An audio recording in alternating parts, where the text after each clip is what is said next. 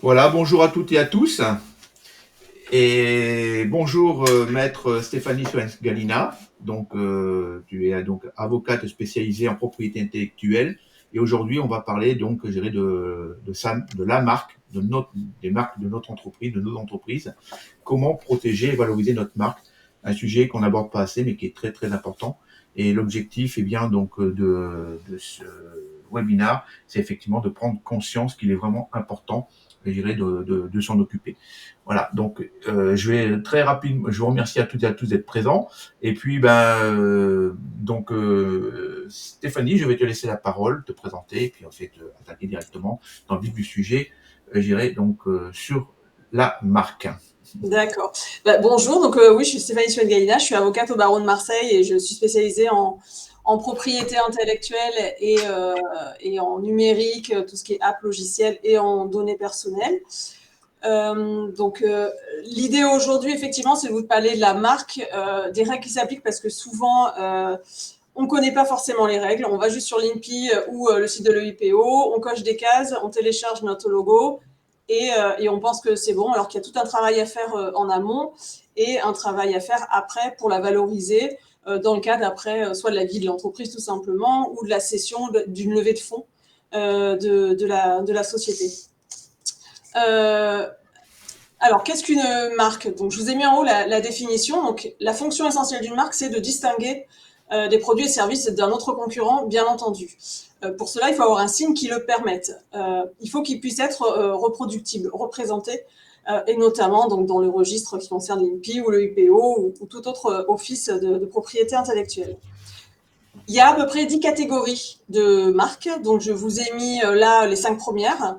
Donc il y a la marque verbale, donc ça c'est la marque on va dire basique, qui peut être constituée d'une lettre, d'un chiffre ou de plusieurs lettres. Ça peut être même une phrase, même un paragraphe si vous le souhaitez.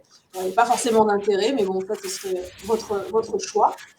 Je vous ai mis à chaque fois donc des exemples. Il y a une marque figurative. Donc la marque figurative d'un point de vue droit des marques, c'est soit une marque qui est constituée uniquement d'un dessin, comme on a le fameux crocodile de Lacoste, ou bien de lettres qui sont très stylisées, ou de chiffres, de lettres avec un logo. Vous avez ensuite une marque qui peut être une combinaison de couleurs, ou une couleur toute seule. Donc je vous ai mis là aussi ces couleurs-là, et quand on fait les dépôts, on va les identifier par leur code Pantone. Bien entendu, il ne faut pas que la couleur soit une couleur habituellement utilisée pour le produit. Je vais vous l'expliquer après. Une marque sonore aussi. Donc, vous avez les notes de la SNCF, vous avez le son de l'ouverture d'une canette qui a été déposé aussi, enregistré. Ça peut être sous forme de fichier MP3 ou d'une portée musicale. Donc là, je vous ai mis des exemples d'une marque qui est déposée. Et une marque de forme aussi. Donc là, c'est un papier, c'est de l'essuie-tout, sur lequel il y a ce dessin-là. Vous avez encore d'autres marques. Donc, vous avez ce qu'on appelle les marques de position, c'est-à-dire que la marque va être positionnée à un endroit spécifique du produit. C'est souvent le cas dans les baskets. C'est pour ça que je vous en ai mis une, qui est une marque qui existe. Donc, par exemple, ça peut être la virgule de Nike aussi, qui va être à un certain endroit de la chaussure et pas à un autre, et qui va être tout le temps reproduite de la même manière. Vous avez des marques de motifs. Donc là, le fameux hologramme de Louis Vuitton. Donc, en fait, on va répéter un élément ou plusieurs pour n'importe quel type de produit. Vous avez aussi des marques de mouvement, donc là c'est sous forme de petites vidéos. Donc par exemple l'ouverture spécifique, si vous avez la chance d'avoir une Lamborghini, par le haut des portières des voitures. Ça c'est une marque de mouvement. Vous avez aussi, alors je ne sais pas si ça va marcher là, voilà, une combinaison d'images et de sons. Donc c'est une marque multimédia. Voilà. C'est la marque Euphorie, donc elle est sur leur site internet. C'est une marque qui est déposée. Donc c'est un tout petit fichier vidéo. Et vous pouvez aussi déposer un hologramme si vous le souhaitez. Donc là, c'est Google, vous le mettez. Voilà. Bon, c'est très léger, mais voilà. Donc là, vous avez toutes les formes de marques que vous pouvez déposer. Donc vous avez quand même un choix très intéressant et très important pour pouvoir déposer ce dont vous avez envie.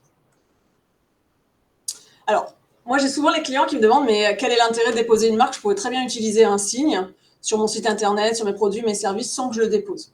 Le premier intérêt, c'est une protection légale, c'est-à-dire qu'on a un titre qui nous est qui nous est délivré donc, par l'INPI ou le IPO pour l'Office européen. Et on a une protection légale plus forte que si on avait juste, par exemple, une dénomination sociale ou un signe. Parce que dans ce cadre-là, il faudrait arriver à démontrer qu'on est connu au-delà du siège social ou au-delà de la ville dans laquelle on est ou au-delà du département pour pouvoir, si on le veut, attaquer quelqu'un qui est par exemple dans le nord de la France, puisque nous ici on est à Marseille. Alors qu'une marque, elle a une protection territoriale. Elle est protégée partout en France dans les DOM-TOM, à l'exception de la Polynésie, où ça vous pouvez le demander spécifiquement, il y a une taxe supplémentaire à payer à ce niveau-là. C'est pareil, si vous la déposez au niveau de l'EUPO, vous êtes automatiquement protégé dans les 27 États. Et n'oubliez pas qu'il n'y a plus le Royaume-Uni. Donc ça, c'est un dépôt qui doit se faire à part. Parce que parfois, on a encore tendance un peu à l'oublier. C'est un actif immatériel, donc qui va être au patrimoine de votre société, que vous allez pouvoir, le cas échéant, amortir. C'est une création aussi de valeur vis-à-vis de votre clientèle. En fonction de l'image de marque que vous allez développer, vont être attachées à cette marque des valeurs, donc des valeurs protection de l'environnement, des valeurs de localité, des valeurs humaines, etc., etc. Donc, ce qui est un fort impact au niveau communication et image de marque. Et enfin, ça peut permettre de prévenir des risques, et notamment dans le cadre de toutes ces plateformes, que ce soit Amazon, Meta, etc., enfin Facebook, etc., pour vous permettre en fait de notifier à ces plateformes des contrefaçons. La plupart du temps, enfin c'est souvent le cas, ils vous demandent une marque. Ils vous demandent le titre, ils vous demandent le numéro. Donc, si vous n'avez pas de marque, ils ne feront pas droit à votre demande. Donc c'est pour ça aussi que c'est important de déposer des marques pour pouvoir faire cesser en fait tout trouble concernant votre marque. Alors il y a des conditions, et c'est souvent ça qui pose problème avec les clients, soit quand ils le déposent tout seuls ou quand ils viennent demander conseil et qu'ils ne comprennent pas. Et le critère principal, et qui est souvent le plus problématique, c'est ce qu'on appelle la distinctivité. C'est-à-dire qu'à partir du moment où on va avoir un monopole sur un signe, cela signifie qu'on va empêcher nos concurrents d'utiliser ce signe. Donc pour les empêcher d'utiliser ce signe, il faut que ce signe n'ait rien à voir avec notre service ou avec notre produit.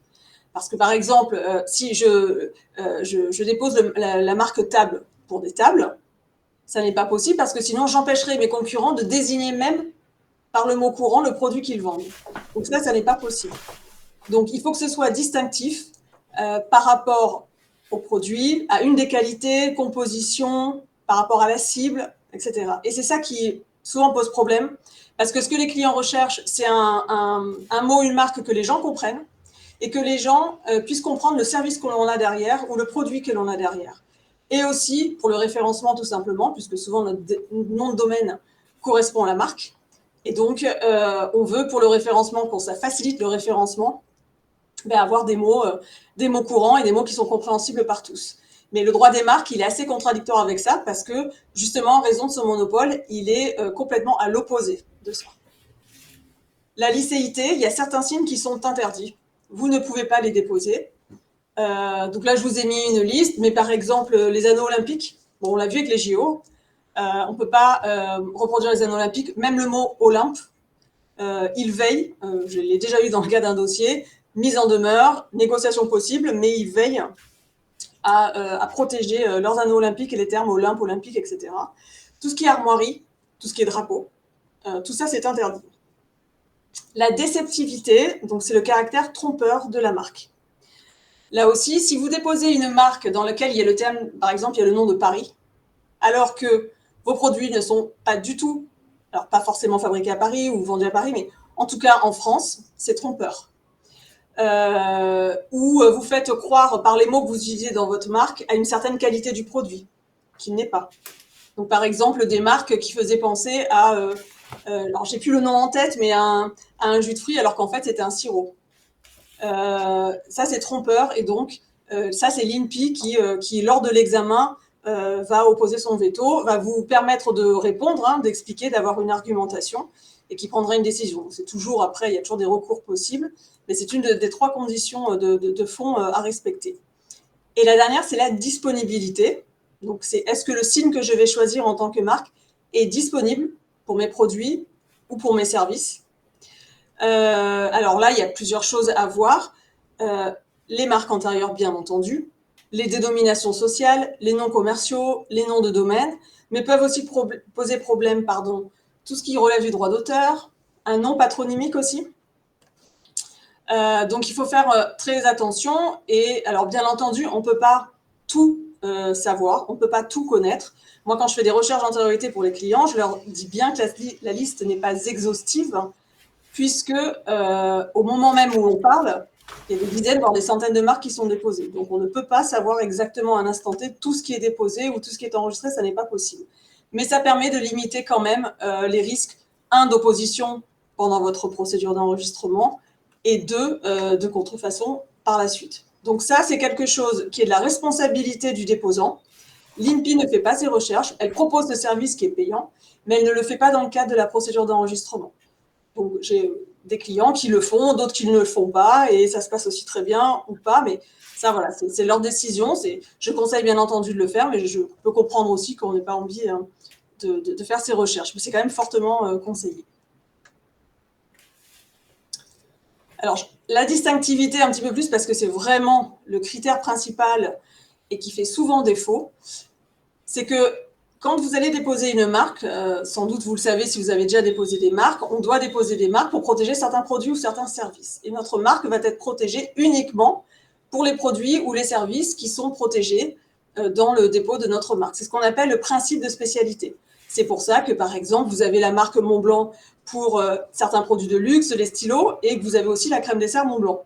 Parce qu'elles ne sont pas dans les mêmes classes, ce ne sont pas les mêmes produits. Donc, il n'y a pas de risque de confusion. Et la distinctivité va s'apprécier par rapport à votre produit, par rapport à vos services. Donc, ce qui n'est pas distinctif pour un produit peut l'être pour un autre. Par exemple, là, je vous ai donné un exemple, c'est coup d'éclat pour des produits cosmétiques, ça n'est pas distinctif parce que souvent dans les publicités, vous le voyez, pour les produits cosmétiques, on dit justement que ça donne un coup d'éclat, etc. Donc, c'est descriptif, donc ça a été refusé. Dans le cadre du dépôt de marque, vous pouvez utiliser des mots du langage courant, mais toujours pareil, il ne faut pas que ce mot courant serve à désigner votre service ou vos produits. Donc, c'est pour ça qu'on a des marques type Carrefour ou Petit Bateau ou Orange, parce que ce ne sont pas des mots qui permettent à la base, Petit Bateau, de désigner des vêtements, Orange, les télécoms, etc.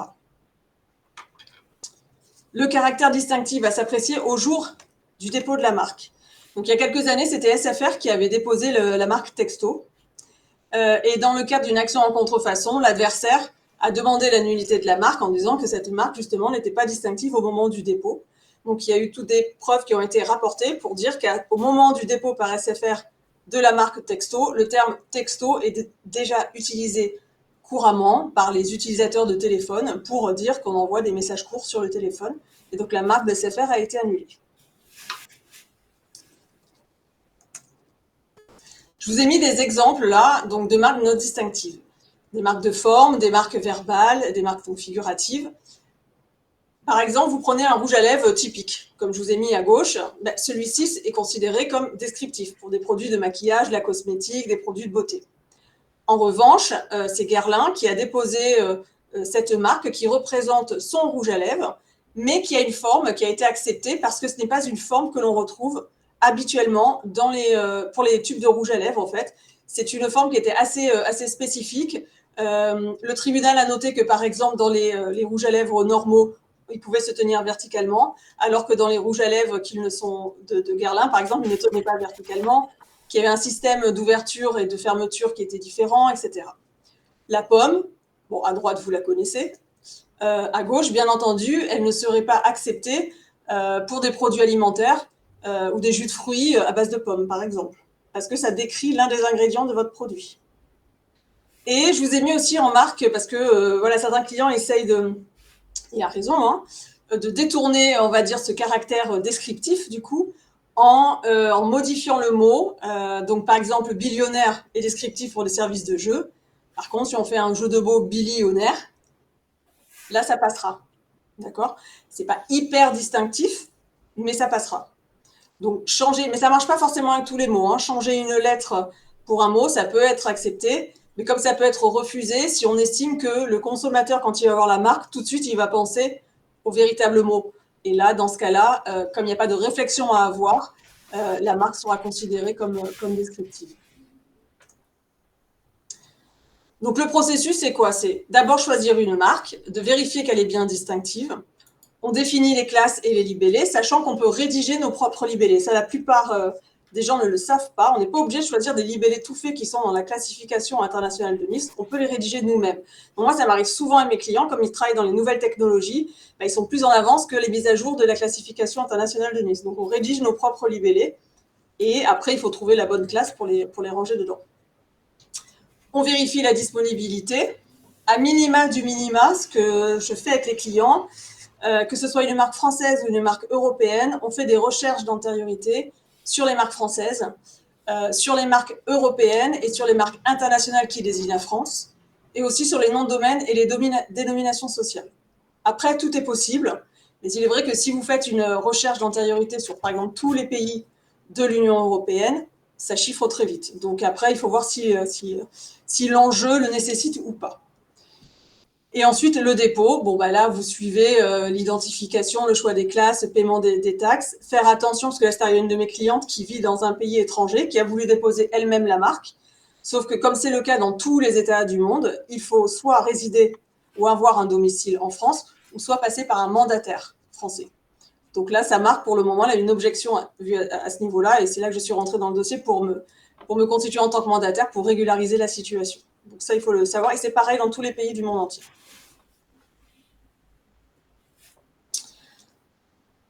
La marque, la vie de la marque, il faut savoir aussi que votre marque, elle va changer, en fait. Il ne faut pas avoir peur de la changer. Donc là, je vous ai mis des exemples que j'ai trouvés, en fait, de marques qui ont changé leur marque en 2024. Donc, vous les connaissez toutes. Parce qu'il faut s'adapter aussi au marché. Il y a certaines couleurs qui étaient à la mode qui ne le sont plus. Il y a certains designs qui étaient à la mode qui ne le sont plus. Parfois, on veut rompre aussi avec une certaine image. Donc, on change. Donc ça fait partie de la marque et c'est normal. Donc, ce qui veut dire nouveau dépôt aussi. Il ne faut pas non plus négliger l'extension territoriale de la marque. C'est-à-dire qu'au départ, vous allez vouloir déposer votre marque, protéger votre marque en France, ou vous allez vouloir la protéger mettons, en Europe. Et ensuite, il va falloir étendre la protection en fonction de vos objectifs, de vos plans de développement. Et il ne faut pas attendre trop longtemps parce que certains vont connaître votre marque et vont peut-être vouloir soit déposer la marque avant vous. Donc après, il va falloir se battre pour essayer de la récupérer, ce qui est notamment souvent le cas en Chine avec certains de mes clients. On peut y arriver, mais c'est long, c'est assez cher aussi. Et l'office chinois, parfois, a des règles qui ne sont pas du tout les nôtres. Et c'est parfois compliqué pour les clients, en fait, de comprendre le mode de fonctionnement. Donc, la Chine, c'est un territoire assez particulier. Mais ou bien aussi, c'est-à-dire que vous allez déposer une marque et vous allez là vous apercevoir qu'il existe déjà une marque à l'étranger qui est identique ou fortement similaire à vous. Et donc, il va falloir, comme ça a été le cas pour certaines marques françaises, soit modifier toute votre marque ou bien prévoir une marque spécifique pour tel territoire. Ça, c'est un peu plus compliqué. Donc, il faut essayer d'anticiper. Pas trop non plus, parce que si vous n'exploitez pas, ça risque de se retourner contre vous, mais il faut anticiper et garder aussi en mémoire que quand on dépose une marque, si on veut étendre des classes ou des libellés, c'est un nouveau dépôt. On ne peut pas partir de la marque que l'on a déposée pour l'étendre. Il faut faire un nouveau dépôt. C'est pour ça que ça se réfléchit bien à l'avance, la désignation des classes et des libellés. Il faut gérer aussi toutes les modifications. Dans le cadre de la vie de votre marque, vous, par exemple, votre société va peut-être changer de dénomination sociale, va déménager, vous allez concéder des licences, etc. Tout ça doit être inscrit dans les registres des offices. Les cessions, bien entendu, pour que ce soit opposable par rapport aux tiers, il faut l'inscrire auprès des registres. Et tout ça, c'est pareil, ça s'anticipe lorsque l'on va, par exemple, acheter une marque ou acheter une société. Voilà. Tout ça doit être... il faut une cotation, en fait, pour toutes ces formalités. Le renouvellement, ça peut paraître bête, de dire, oui, bien sûr, je vais la renouveler. Ça arrive encore à certains de mes clients, alors pour lesquels je ne gère pas les marques. Ils savent qu'il y a une date, ils disent ils vont le faire, et la date passe. Et il y a des marques qui sont tombées dans le domaine public. Et après, les clients viennent, et donc je leur explique qu'il faut faire un nouveau dépôt, qu'on ne peut pas rattraper ça. Donc là aussi, pendant ce laps de temps, potentiellement, quelqu'un a pu déposer aussi une marque identique ou fortement similaire à la vôtre. Alors, on a d'autres moyens, le cas échéant, de revendiquer nos droits, mais c'est quand même pas facile et ça nécessite du temps et de l'argent. Sachez quand même que, par exemple, pour une marque française, vous pouvez la renouveler 1 an avant la date limite. Donc, vous avez le temps. Pour les marques européennes, c'est 6 mois. Et après, vous avez un délai de grâce. Donc, c'est-à-dire que si vous dépassez la date, vous avez encore 6 mois quand même pour pouvoir la renouveler. Mais par contre, vous allez payer des taxes plus chères. Mais voilà, sachez-le. Alors, la gestion des risques. Donc, vous avez une marque, elle est enregistrée. Comment on fait pour la gérer? Parce que déposer une marque pour déposer une marque, ça ne sert pas forcément à grand-chose. Il faut faire des veilles des concurrents. Donc là, je vous ai mis donc les marques, les noms de domaine, dénomination sociale, non commerciale, enseigne. Donc ça, c'est les prestations que font notamment donc, les avocats spécialisés. Tous les mois, on adresse un rapport au client. On identifie les marques, les noms de domaine qui peuvent être litigieux et en fonction, on fait soit les courriers de mise en demeure ou des procédures d'opposition. Les sites internet, les réseaux sociaux, alors j'ai mis le métaverse, même si on en parle moins, mais ça peut être aussi intéressant, les marketplaces aussi. Donc ça, c'est les concurrents. Et après, vous pouvez avoir des veilles hors concurrents. C'est-à-dire pour éviter que votre marque soit banale, devienne banale et devienne un mot courant, il faut surveiller aussi les dictionnaires, la presse écrite, la presse média, pour gentiment leur faire des courriers, pas forcément des courriers de mise en demeure, mais des courriers explicatifs, dans lesquels vous dites attention, ça c'est ma marque. Donc, dictionnaire, vous pouvez très bien nommer ma marque, mais dans ce cas-là, vous mettez le petit symbole du R du registrar. Voilà. Au moins, même si en droit français, ça n'a pas de signification, en tout cas, ça veut dire que c'est protégé. Et donc là, on protège notre marque. Si on laisse faire, là, par contre, ça peut poser problème par la suite. Les actions précontentieuses, alors ça, il y en a bien entendu plusieurs. Celles que vous connaissez tous, c'est les mises en demeure. Alors, je vous ai mis les screenshots des constats parce que, bien entendu, alors ça dépend de votre marque et de ce pourquoi elle est protégée. Mais souvent, c'est sur Internet. Donc, je sais que du coup, on joue un peu aux enquêteurs. Donc, c'est-à-dire qu'on va sur le site, on fait des screenshots, on fait des mises en demeure très explicatives. Et souvent, on a le cas, malheureusement, de sites Internet qui sont faits exprès pour frauder, etc. Donc, vous n'avez pas de mention légale. Vous n'avez pas le nom de la société qui est une société qui est au Canada ou aux États-Unis, mais on n'arrive pas à trouver l'adresse parce que c'est pas la même. Ou bien le nom de domaine, mais qui est déposé au nom d'une personne physique. Donc, en vertu de la protection des données personnelles, on n'a pas accès à l'identité ni à l'adresse. Et donc là, on va essayer de par tout moyen. Moi, ça m'est déjà arrivé. J'ai un client qui a été leader sur son marché, qui a été victime de son succès. Et il y avait de nombreux sites internet qui reproduisaient carrément leurs produits, ou les étiquettes, ou sa typographie, sa couleur, etc. Et c'était beaucoup de sites, alors je ne vais pas te faire procès d'intention, mais d'une société canadienne qui permet le développement en fait, de sites internet de manière très rapide, etc. Et c'était très difficile de les toucher. Donc on a essayé par tous les moyens. Donc c'est les formulaires de contact, les mails, etc. Parfois ça fonctionnait, parfois non. Donc il fallait aller plus loin et aller en procédure. Vous avez aussi une notification sur les réseaux sociaux et marketplace. C'est ce que je vous disais tout à l'heure. Donc ça, il faut avoir une marque. Donc les formulaires Amazon, toutes les procédures méta configurées, la protection des droits. Le DSA pour les grandes plateformes qui doivent mettre en place des systèmes faciles pour désigner notifier un contenu illicite. Et ça, c'est que les grandes plateformes. Alors, il faut quand même faire attention aux abus. Récemment, c'était une société d'horlogerie qui a fait des notifications, notamment à Meta, et donc sur Facebook et Instagram, contre une autre société dont elle prétendait qu'elle reproduisait un modèle déjà de montre et sa marque.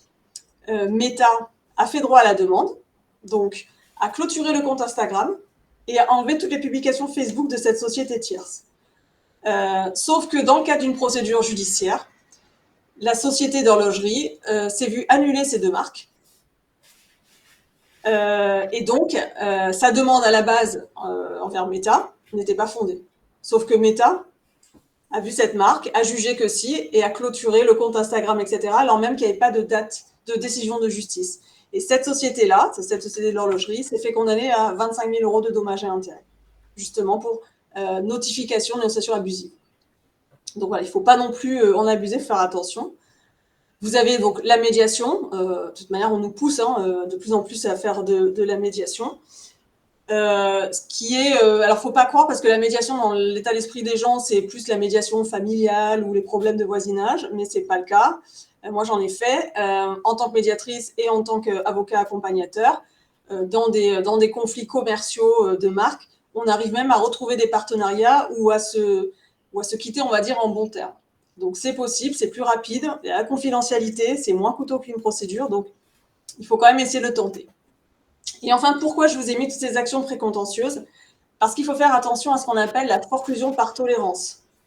Cette forclusion par tolérance, c'est le fait de dire que vous saviez qu'une marque qu'il y avait un contrefacteur, si vous voulez, de votre marque. Soit vous n'avez rien fait pendant 5 ans, ou vous avez envoyé un courrier de mise en demeure, mais il s'est passé un délai de 5 ans depuis ce courrier de mise en demeure et vous n'avez rien fait.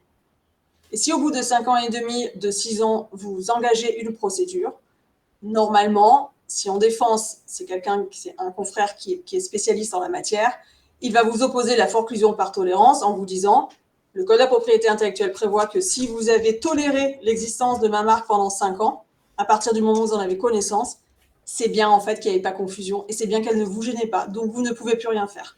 Et vous allez être obligé de coexister avec cette marque. » Donc ça, il faut faire attention, parce que j'ai des clients, effectivement, qui en envoient un courrier de mise en demeure et qui, par la suite, parce qu'il n'y a pas de réponse, ils me disent non, on laisse tomber. Donc ça, il faut faire très attention à ça. Les actions contentieuses, il y en a de plusieurs sortes. Vous avez des actions qui se font devant les offices. Donc, par exemple, si on reste sur l'INPI, c'est devant l'INPI que vous pouvez demander la nullité d'une marque pour déchéance pour non-usage, pour déchéance pour dégénérescence. Donc ça, on va en parler après. Vous pouvez faire une action en contrefaçon. Ça, c'est devant le tribunal judiciaire, sachant qu'il n'y en a que 10 qui sont compétents en France. Une action en responsabilité civile, donc concurrence déloyale, si c'est un concurrent, et du parasitisme si ce n'est pas un concurrent. Et vous avez aussi la médiation judiciaire qui peut être ordonnée ou du moins proposée par le juge. Je vous ai donné des exemples là, de marques qui ont été déchues de leurs droits et non déchues. Pina Colada, je pense que tout le monde connaît. Donc Pina Colada, c'est une marque qui a été annulée par la Cour de cassation en 2004 parce que ce cocktail, qui est à base de jus de fruits, apparaissait énormément sur les cartes de bar, dans les restaurants, dans des pubs justement, encore une fois pour des restaurants, dans des livres de recettes aussi. Et le titulaire de la marque Pina Colada n'a pas agi à chaque fois en fait, a été très passif. Et le fait est qu'aujourd'hui d'ailleurs, vous allez dans un bar, vous allez demander une Pina Colada. Vous n'allez pas demander je veux tel cocktail avec tel ingrédient en base de jus de fruits. Vous allez demander une Pina Colada. Donc le terme Pina Colada est devenu un usage courant par la faute de son titulaire qui, devant le succès, n'a pas su rappeler ses droits. Ça a été la même histoire pour Vintage qui avait été déposé déposé pour des vêtements et qui en 2005 a été déclaré il y a une déchéance pour dégénérescence puisque en fait vintage dans le milieu de la mode etc. ça veut dire un style rétro, tout le monde l'utilise aujourd'hui encore et donc c'est devenu courant. Les marques non déchues, contrairement à ce qu'on pourrait penser, il y a Caddy, Pédalo aussi, Mécano. Vous avez Post-it et Scotch. Et en fait, toutes ces marques-là veillent scrupuleusement à faire respecter leurs droits. Donc, par exemple, Post-it et Scotch, je crois que c'est une société qui s'appelle 3M Company. Elle, ce qu'elle fait, c'est qu'elle fait en fait des veilles sur tout, sur Internet, les plateformes, les sites de vente, les dictionnaires en ligne, etc., etc. Et dès qu'il y a une atteinte à sa marque, elle envoie un courrier de mise en demeure ou un courrier explicatif pour faire cesser. Et elle garde bien entendu tous ces éléments pour prouver le jour où il y a un litige qu'elle a fait le nécessaire. Et à tel point que dans le cadre d'une procédure, je crois, d'opposition devant l'EIPO a considéré que cette marque était une marque valable, pour la marque Post-it, je crois, marque valable, et qu'elle était même notoire. Donc, c'est toujours la difficulté. Qu'une marque devienne connue et notoire, c'est très bien, mais il faut éviter que du coup, elle devienne un mot courant pour désigner le produit ou votre service. Sinon, dans ce cas-là, elle perdra de sa valeur. Vous pourrez continuer à utiliser le signe, mais en tout cas, ce ne sera plus une marque, elle aura une valeur à zéro, donc ce qui n'est pas vraiment ce que vous souhaitez.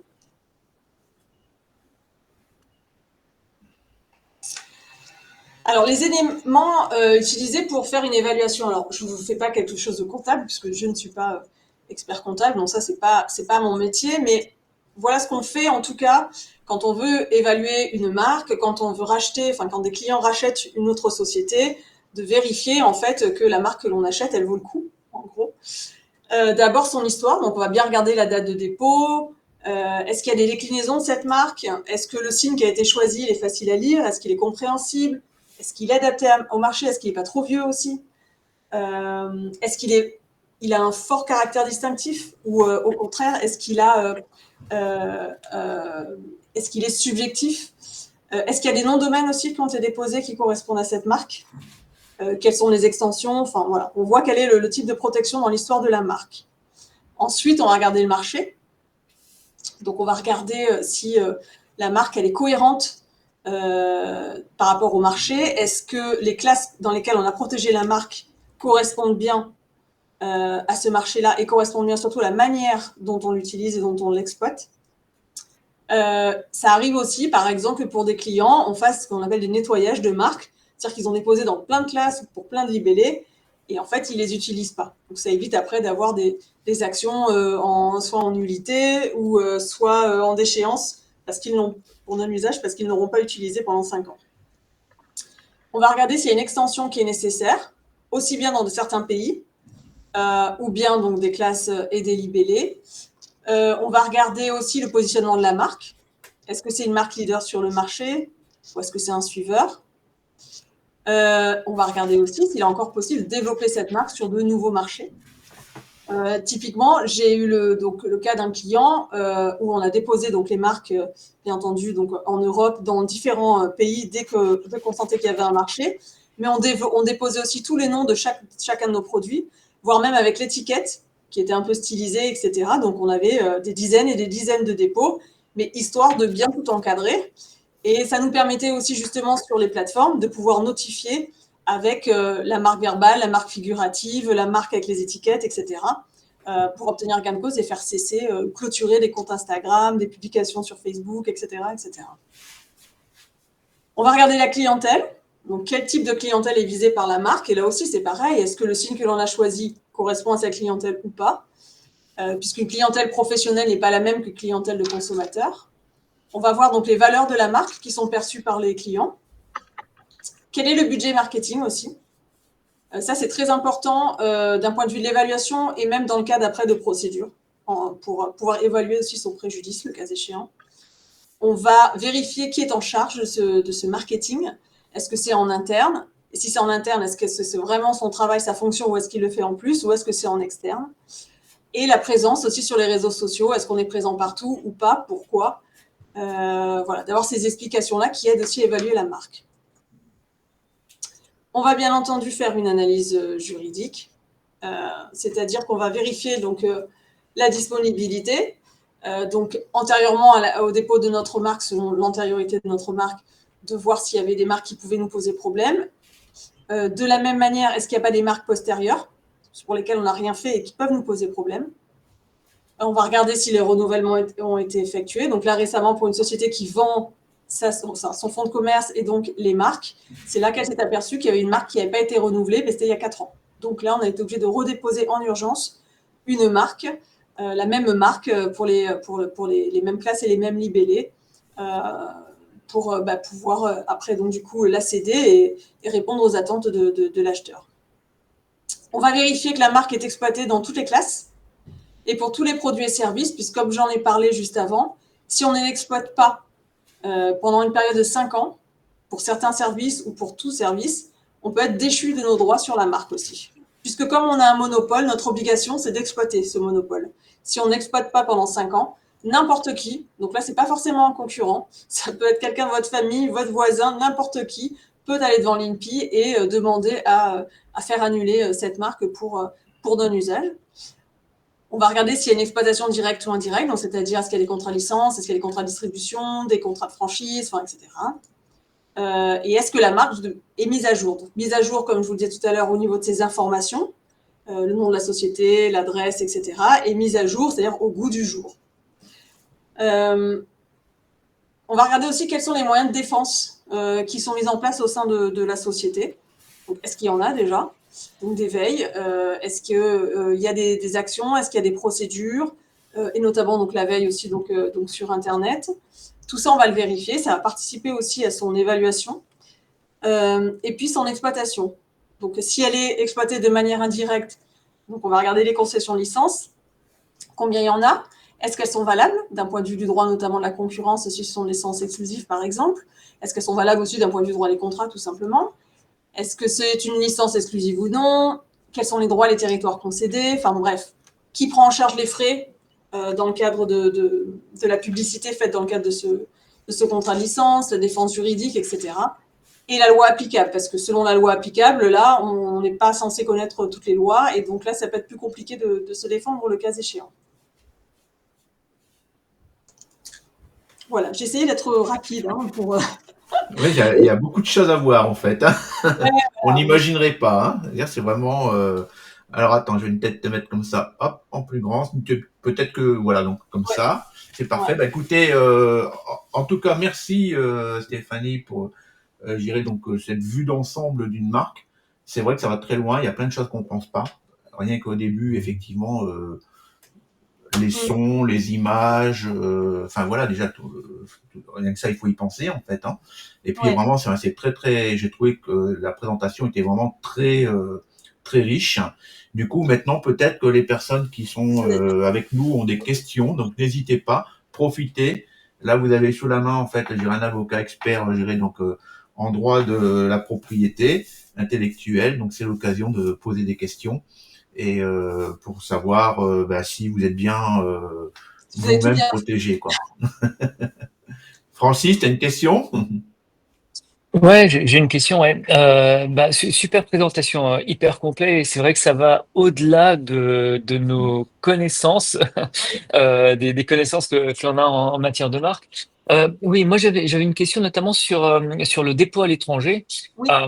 Donc ce que vous disiez, c'est que il faut résider dans le pays ou avoir quelqu'un donc qui puisse être habilité à faire le dépôt.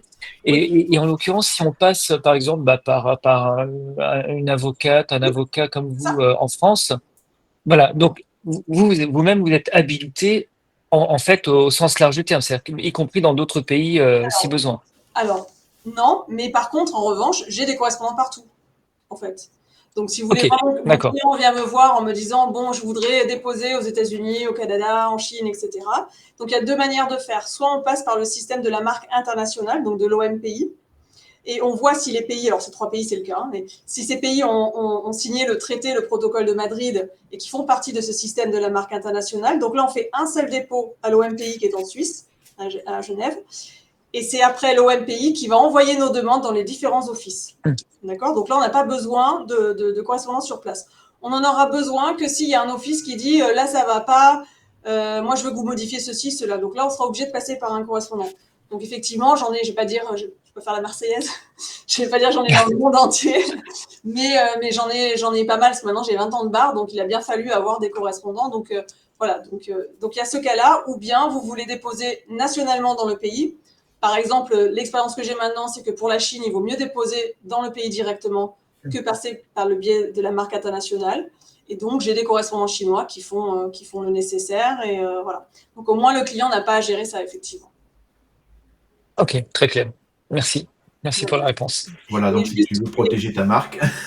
Ouais, et juste Alors, si on veut déposer une marque à l'étranger ou passer par le biais de la marque internationale, il faut déjà avoir déposé une marque soit nationale, donc pour nous en France, ou régionale, donc l'Europe. Et c'est sur la base de cette marque-là qu'on va faire les dépôts par le biais de la marque internationale. Mais si après on fait des dépôts aux États-Unis, etc., on n'est pas obligé d'avoir une marque antérieure en France. Et après, il faut faire attention, par exemple, les États-Unis, quand vous déposez une marque, ils vous demandent soit de déclarer que vous l'utilisez déjà aux États-Unis, soit vous engagez à l'utiliser. Et entre la 5e et la 6e année, il faut vous fournir des preuves à l'USPTO, qui est l'office américain, pour démontrer que vous utilisez la marque aux États-Unis, sinon elle est annulée. Donc voilà, il y a des spécificités parfois en fonction des États. C'est hyper complexe. Ouais. Mais ok, super, merci en tout cas. Oui, carrément. C'est surtout que les enjeux sont importants, c'est surtout ça qu'en fait. Hein. Il y a... Donc, oui, parce que ça peut vous fermer un marché en fait. Hein. Vous arrivez avec une marque, vous ne l'avez pas déposée, et en fait il existe une marque antérieure qui est fortement similaire à la vôtre, on peut vous poursuivre pour contrefaçon et vous empêcher de vous développer sur le marché, quoi, si on n'a pas fait bien les recherches avant, etc. Donc faire attention. Ouais. Et voire même, ça peut être dramatique si on nous demande d'enlever, de supprimer la marque, en fait. Hein. Ah oui, bien sûr. Ouais. En plus, si c'est des produits avec du stock, etc., après, il faut le refinancer derrière le stock, pour changer la marque, etc. Enfin, tous les investissements de com, etc., c'est des frais importants, le cas échéant. Ouais. Moi, je l'ai vécu, j'ai vécu le problème avec une entreprise où j'avais ma société et donc un concurrent a été racheté par un groupe et le groupe m'a attaqué en fait au niveau de la marque. Bon, ils ont perdu, mais au début, ça fait quand même, ça fait un peu, enfin pas sur l'expression, mais ça fait flipper. On dit oh là, si j'ai plus ma marque, ça va être compliqué quand même. Hein. Mais c'était pas un petit dossier quand même. Hein. Il a vraiment fallu se battre parce que même si on croit que la marque est protégée et que tout va bien, ils ont quand même insisté. Ils sont un peu allés au bluff, je pense aussi quand même. Oui, il y en a qui font ça, surtout les grandes sociétés, etc. Donc après, effectivement, si on connaît la loi, mais après, s'ils veulent engager les procédures, le problème, c'est que vous êtes obligé de vous défendre aussi. Donc, ça coûte de l'argent. Ah, mais oui. Effectivement. Bien sûr. D'accord. Est-ce qu'il y a d'autres questions sur l'enjeu de votre marque et la protection de votre marque? Ah oui, et juste la dernière chose, vous pouvez déposer autant de marques que vous voulez. Hein.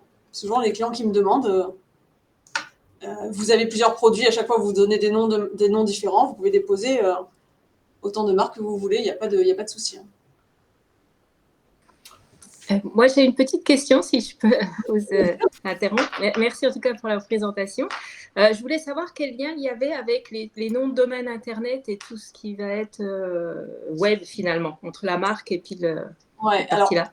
Quand on a une marque, donc on a un monopole qui nous permet d'interdire à un concurrent d'utiliser tout autre signe distinctif dans la vie des affaires qui serait identique ou similaire au nôtre. Donc ça comprend les noms de domaine, ça comprend les dénominations sociales, ça comprend les noms commerciaux, etc.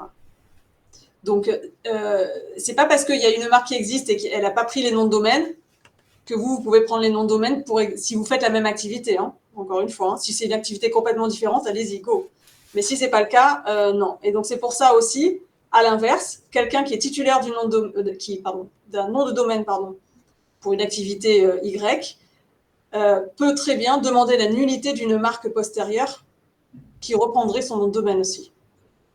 C'est plus compliqué, on va dire, mais c'est prévu par le Code de la propriété intellectuelle. Donc, c'est pour ça qu'à minima, ce qu'on fait pour les clients, c'est les marques, les noms de domaine et les dénominations sociales. Parce que c'est vraiment très important. Parce qu'après, le droit d'auteur, le problème, c'est que le droit d'auteur, il n'y a pas de dépôt, donc on ne peut pas vérifier tout ce qui existe en matière de droit d'auteur. Le patronymique, c'est pareil, et puis c'est quand même plus rare. Donc, voilà, c'est vraiment le minimum du minimum que je conseille aux clients. C'est intéressant, merci. De rien.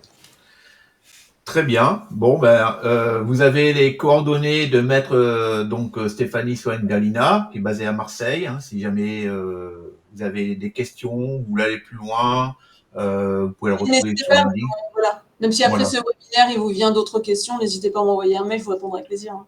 Voilà, mais c'était, je tiens à te remercier parce que c'est vraiment très complet. C'était même, pourtant, c'est un sujet que je connais un peu parce que effectivement, j'ai été attaqué sur ma marque. Donc, du coup, de fait, j'ai dû m'y intéresser, mais c'est encore beaucoup plus complet que ce que je m'imaginais, quoi, effectivement. Voilà. Écoutez, merci à toutes et à tous. Merci Stéphanie d'avoir voulu, donner de ton temps pour pouvoir vous présenter, donc ce sujet. Et puis, merci à tout le monde. Et puis, écoutez, à très vite. Merci. Au revoir, bonne journée. Merci à